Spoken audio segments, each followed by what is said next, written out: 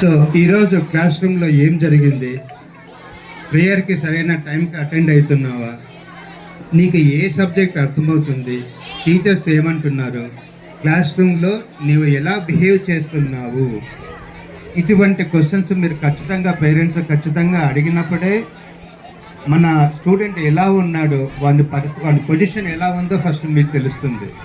అంతేకాకుండా పిల్లలు మీతో ఓపెన్గా మాట్లాడడానికి ప్రయత్నం చేస్తారు, చదువులో బాగా డెవలప్ అవుతారు, మంచి చెడుల గురించి కూడా తెలుసుకుంటారు, కాన్ఫిడెన్స్ని పెంచుకుంటారు.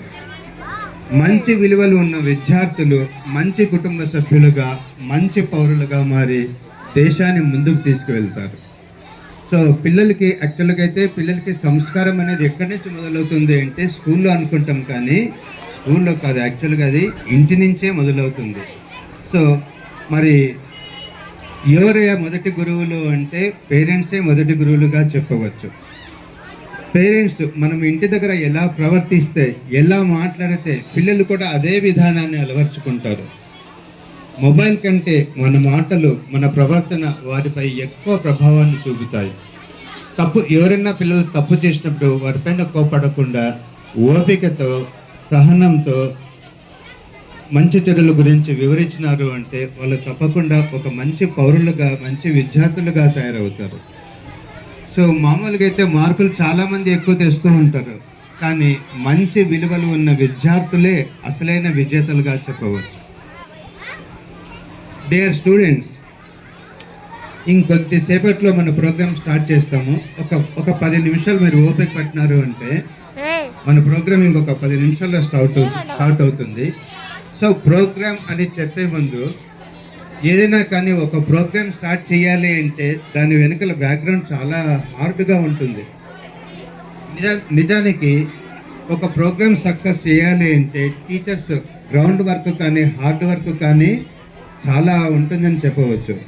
ఈ విషయంలో మన టీచర్స్ని మనం చాలా అభినందించవచ్చు, అవునా కాదా? టీచర్ ఎవరైనా వింటున్నారా? అంతకి పిల్లలు స్టూడెంట్స్ వింటున్నారా? ఓకేమ్మా.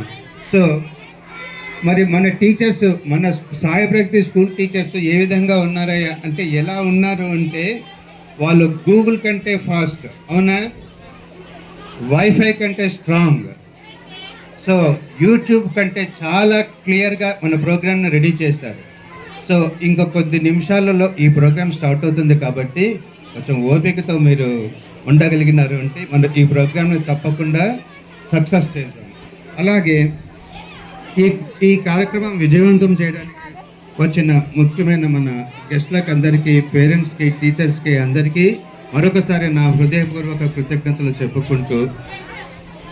చెప్పుకుంటున్నాను. సో ప్రోగ్రామ్ స్టార్ట్ అయ్యే ముందు మీరు కెమెరాస్ రెడీగా ఉంచుకోండి, క్లాప్స్ సిద్ధంగా ఉంచుకోండి, ఓకేనా? థ్యాంక్ యూ మా.